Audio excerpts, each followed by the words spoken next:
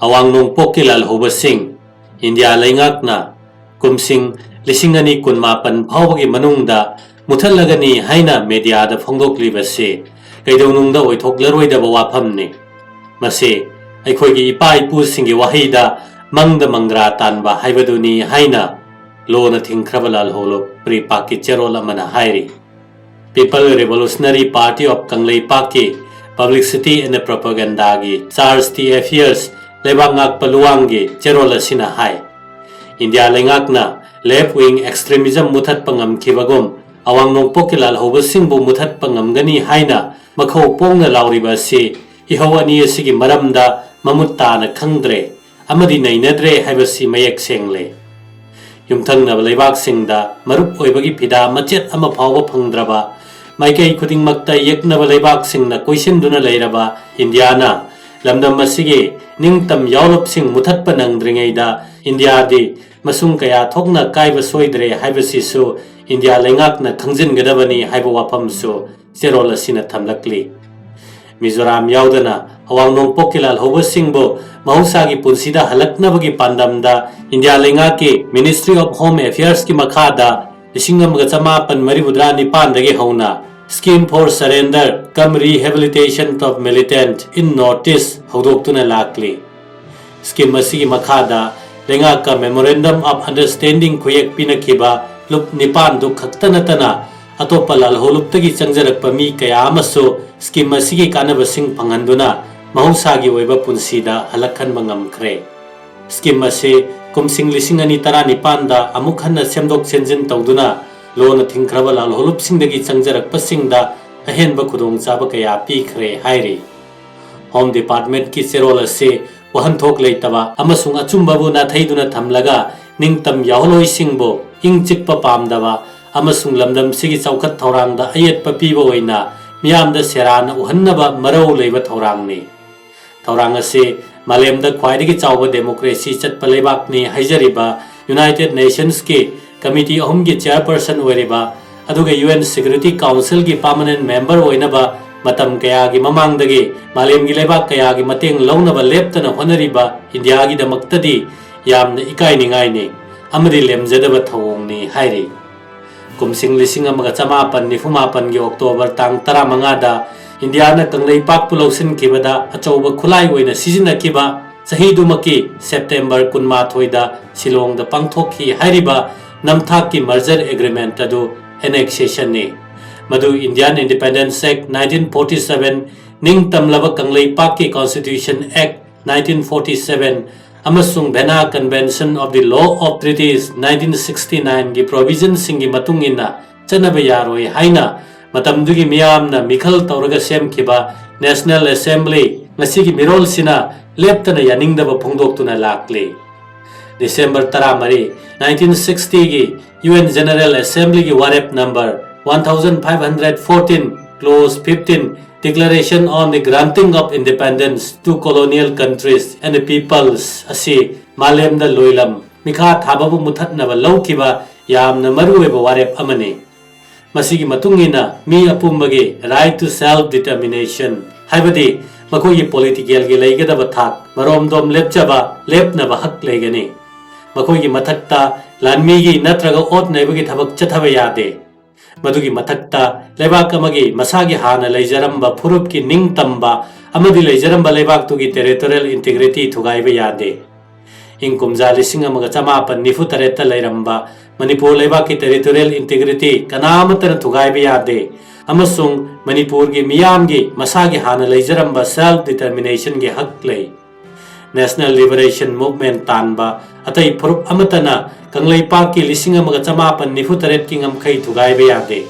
aggression tobusu yade pumnamak kasi khangna kanglei miyam gi political oiba national question national amasung international law gi wafam sing asigi paukhum Indiana piba ngamdaba tanatana makoi gi mapangal leiraba armed forces na ningtam yawal ihawasi namthaba ngamlaktabadagi ningtam yawloi singbo khulai thadoktuna India gi mainstream da thorak hannaba sinba moithem langni haiba wafam su cherola sina thamlakli sathariba ningtam yawal ihawase kanglei pakke chawkhat khongthang da taptha hore नत्रगा लंबी सेंबीद्रे नत्रगा India की अपुनबगी सक्तम थुगाइदुना अखोई India दगी मचेत Targe हाइबगी इहौ नत्ते हाइबा वाफम थमलदुना चेरोल असिना hi India नमदुना लौसिनकिबा Kanglei पाकि निंग तंबदो हंदो अखोई हानगुबना निंग तमना लेजरगे हाइबने चेरोल असिना मखा ताना हाय चौखट खोंथांगदा सोथौबगीदमक निंग तम लान हौरबदे कंगलई पाक्तगी सरुक कया हेना सोथौरबा इंडिया की मफम कयादा निंग तम लान हौरमगनी अदुबो मखोई मपा मपु हक्तक्तगी इंडियन ओइरकपना लंबी सेंबीदबगी पेंदब खरा फोंदोकपनतना कैदौनुंगदा निंग तम लान हौबगी वाफम लेते इंडिया की स्टेट खरदा हौजिक लेप लेतना चथरिबा माओइस्ट की हौ असे इंडिया दगी तोखाइजरगे निंग तमना लेजरगे हाइबा नेशनल क्वेश्चन की वाफम नत्ते इंडिया मनुंगी ओइबा वाफम ने मरम अदुना माओइस्ट की हौना साथीना सोगलब स्टेट सिंगी मफम कयादा पैरामिलिटरी की मी चामन खुजिंग ओइदुना माओइस्ट के लानादा सिरबा फावबदा इंडिया लेंगाकना हारिबा मफम सिंग असिदा लानमी थाजिन से arm forces special powers act 1958 थमसी हाइबा याद्री मसीना ताकलीबदे इंडिया लेंगाकना मफम सिंग अदुबु इंडिया की लम ओइना खल्ले अदुगा कंगलई पाकपुदे मिरई पाक ओइना खल्ले हाइबने लमदम मसीगी इंग चिकपा थुगाइबगी वाफम अमा लाकलीबसे इंडिया कंगलई पाक लांदारकपदगिने अखोइदी लांदारकलिबा इंडिया की फोर्स सिंग असिबु तकथोक्तुना इरमदम कंगलई पाकता हानगुम इंग चिकपा हंजलकनब होनबने मतम अमदा अखोइगी यावलोई सिंगबो मिसगाइड यूथ्स नत्रगा लान लमजिंगख्रबा नहासिंग हाइना इंडिया लेंगाकता नतना मसीगी लेंगाक असिनसो नातै चादबा मिंगथोल पिरमे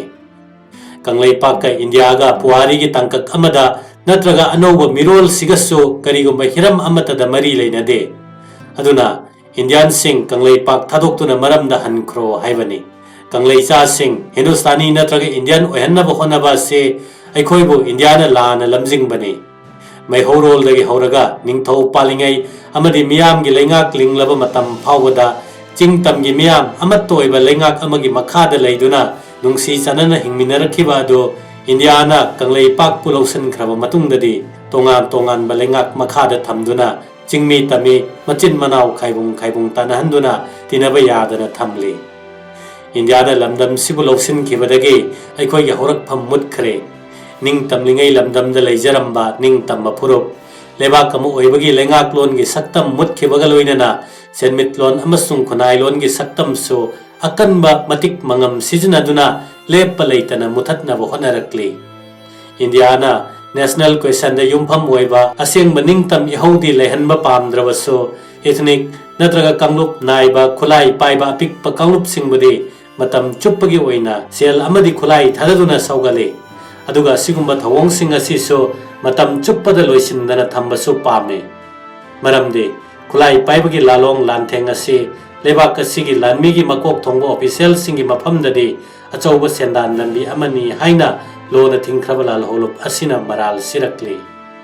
लेंगाकना इमरजेंसी के मरी लेनबा थबक थोरम सिंगदा सिजननबा मिलिटरी अमसुंग पैरामिलिटरी फोर्स सिंगदा अचौबा सेनफम कया लेप्तना थादरे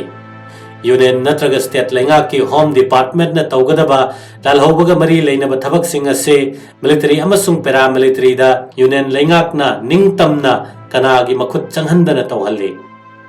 अमरोमदा लेंगाक नत्रगा मखोइगी मिलिटरी अमसुंग पैरामिलिटरी सिंगना सेमगलिबा इथनिक नत्रगा कांगलुप की खुलाई पाइबा सिंग असिबो असेंगबा निंगतम इहौबु मपांगल सोंथानबा अमसुंग निंगतम इहौगी थबक थौरम सिंगदा चयतना हनबदा सिजिनै मसी इंडियाना कंगलई चासिंगी मथक्ता चथबा मखोइगी लानमी अमसुंग खुलाई सिजिनदना माई पाकना पांथोकनबगी लालोंग अमने इंडियाना इरमदम कंगलई पाक नमदुना लौसनखिबने अखोइगी हानगुमना निंगतम लेबाक अमा ओइना लेगदबने हाइबा वाखलोंदा कंगलई चासिंगना इरेबाकी निंगतम हंजननबा इंडियागा अकनबा लांथेंग चथरे अदुना खुलाई थादोक्तुना लेंगाकता चंगजौ नखोइगी याइफथरांग पाइखतके हाइबसे कंगलई चा ओरबसो इंडियन ओइख्रबसिंगना हाइबा नतना तसेंगबा कंगलई चासिंगदी हाइरोइदबने चंगसिल्लिबा निंगतम लानसिना कंगलई पाक मियामगिदमक खुत्ता थांगलिबा मिनाय योलहिंग थदत्तुना कंगलई पाकना निंगतमबा हिंग चिकपा चौखटपा लेबाक अमा ओइरकपा नतना अतै करिसु मंगजनिंगाय लेते हाइबसे इंडिया की पॉलिटिक्स की Langda थोख्रबसिंगसो wakhal leitana khanthabiyu hairi India leingakna kanglei miyamgi apamba ningkha tamna hingjaba punsi mahingi mayokta leptuna military gi matik mayai sizinaduna nampuda ningtam lalhobu namthanaba honaribasi kanglei miyamna tuminna khangduna leithokloi araiba pangal sizinaduna India leingakki mayokta lepkani isa ngak thokchanaba amatto oina punsinduna thengnagani ningkha tamba hanjinnaba miyamgi hobu ikai khumnariba malemda leiriba leibak singi mateng loduna India gi leingak pu thengnaduna hana leiramba irei pak ki ning tamba muk purakani haiba waphamsu cherol asina aroibada thamlakli